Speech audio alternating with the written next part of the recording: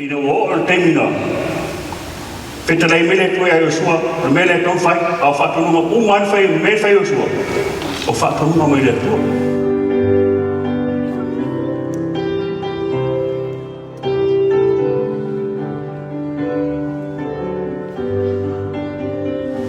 Faftaile le tua nevi tura sapato le tua un feito mole avano tura ye ai fatalo foi do mobile fata le fafele faftaile no toina Alalaga le tua Alalaga le tua little ones my children all of you Alalaga means shout to the Lord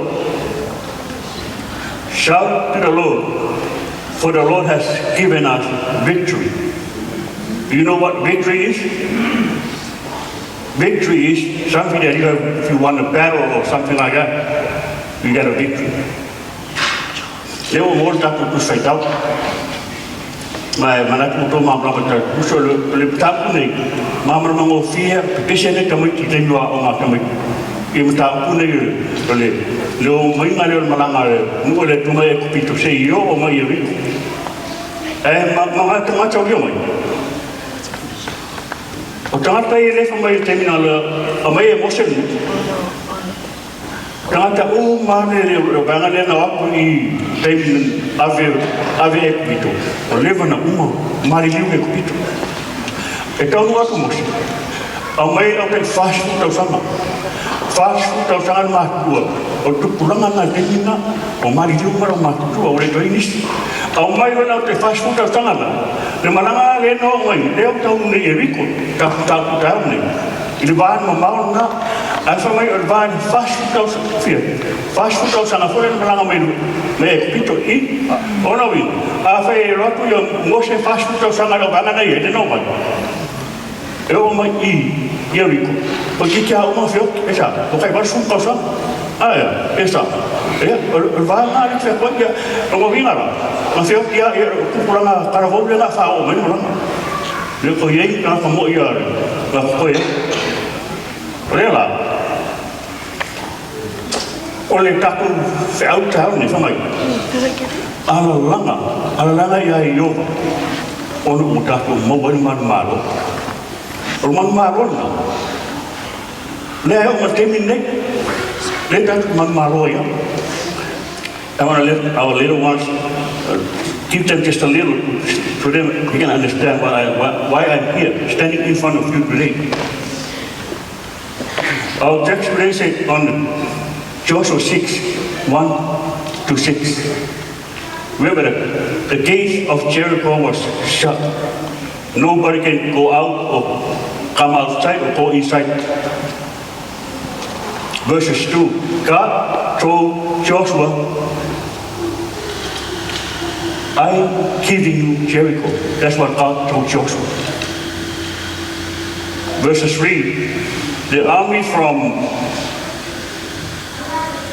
of the Israelites, they were surrounding the area. Now they start marching around Jericho. Lalu tu pula usang famaya, ina o termina. Petalai mele tu ai usua, mele tu fai, au fatu no man fai, me fai usua. O fatu no mele tu. Ele fai ai usua. Petalai fo le usua fai mele, fai usua fai tanga mele tu fai lo.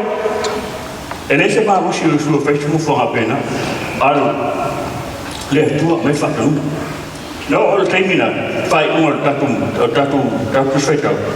Mai ne o termina. Fata mil fatas idas o tabilonga le tasidas famtalang altus usu tayo pos ala la poyo su eta penale sabringa le mo au ilpu I o stauranga ko fit amo to tuma la tola o fu ferri fata mil le ai a to ibi a famtalang ata mil foi o to tipo e se bere titi tamsan e le la o vai pede feita com somalia alfa talanga o nore o mo tamata they are professional walkers le nore twice la for sa pa me pico mai ikana Marosi mo sabat, marosi la ko ba sabat. Le iyo ka pa le iyo susungu. Sabat. Dalam mau. Fa se fuka sama. Sabat mai. Vai marosi kana. Le ho mai lo ia va pro e la kau faia. E kau faia o su fa ia wiko o mo fa ngale. Dan mena fai arus kaya sabat sabalima. Afaira sa mumo fakasi sabaringan fakamilo le ai so mofua so kofi asfalai fa o kamisa asapa wala sa fikule famay fa fik un kamilo kasi do por fa mo fik akura fora yo so faino bayoko Akan sabaria. Au ngi si ko bisa. Lai va ai mai ka ko lo. Ona mele fa me ai si sabari fore ko sabari si. La clima mama por me pa me rapelo. El fi le fa. Fa ka me fa fi. Au la va ngi bisa sis. Ai se vai la mele fa ka. A fa pa o bisa lo ko fa yo. Esa ari esa. A fa o bisa. A fa ke fu ni. La ka me ke fu ni. Ka ke lo ska. Vai lá, fa como eu olho pisa, não se cai no olho pô. Le mas isso na pisa. Pe musu desse, or fa como. Fa mal mole. Ora ka pisa ka fer ka holo. Ka fa kai le pô. O lo ka ia mo ka ko. Ai na o la solea. E lo ma fico, lo fico e aso le mo fa ka me fa fi. Se crai fora le pô ya. Ya lo suo. Fai qual é a ele com facame fai Israel a falong mo lo wai di mai tu fa ko so lo le mo ko ala ngalolia ile ko o que ala le keli ai man ma bona e ai fo ona ai ele fa pena man ma ro mo le ko o lo ko malo le ai ella y una familia después falla. Al decirle, sabes que ya no le puedo comprar como me uma, o fe que yo soy. Fama fa pene, ele fa pena va con mang marron o a ver ya y rico, a ver la con, a ka fi kuri so kuri ka me bien. Le ai, o mai pa o mai. O mai que cosa valia mo more. Le ai savai o me ko vai ko peran maru se ko savai o ko lo vele ma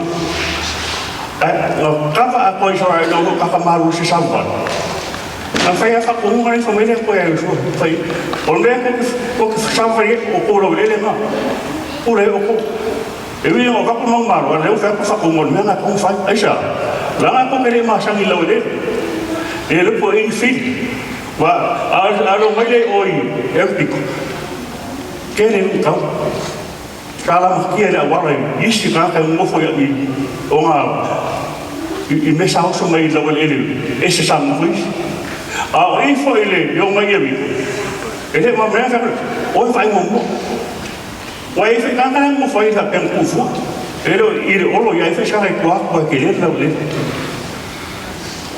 o fa tu ma le ko fa ya Ifana wa Israel. Aisha, kamu ke mangmaro Israel ya, alelia. Uska ya le fakko ku. Lima dua ngal yang apa ini? Fakko ma.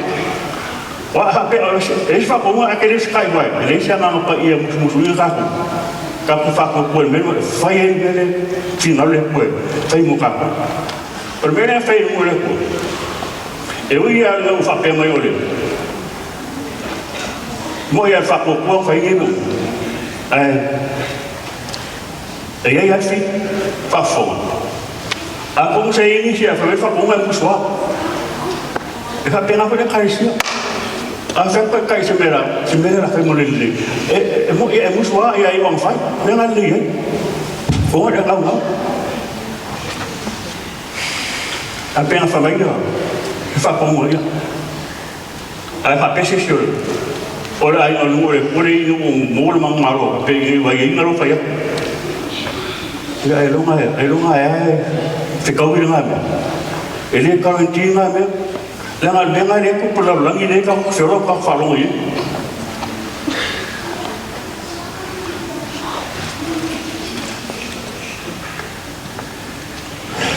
Ka koe ni kura kaya. A whewhe whapenga ka ko aralanga i le tua. Me umai ka ke mangnao. Lea ngani atu ai no o le nuo le kue ala ku pe whekaiosua. Nga whakawhonga mai o. Au mai whakawhonga. Ko ke rana mea sirila le ke rongi. Ko mai kusi. Uma whekarai fore koiosua. O mo le koe.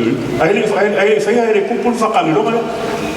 O como ai ka wai so lu ai sa e ka okro lu fa page ya mai mo ka mi ngau ka como e sa e me la fa ka mi lu mo ki ngai ngau fa mai le ko ka como e ka wai so lu ko ka tu pa ne ko ka ro o le mo se ka mai le ko ka ya ngal le ko e lu mo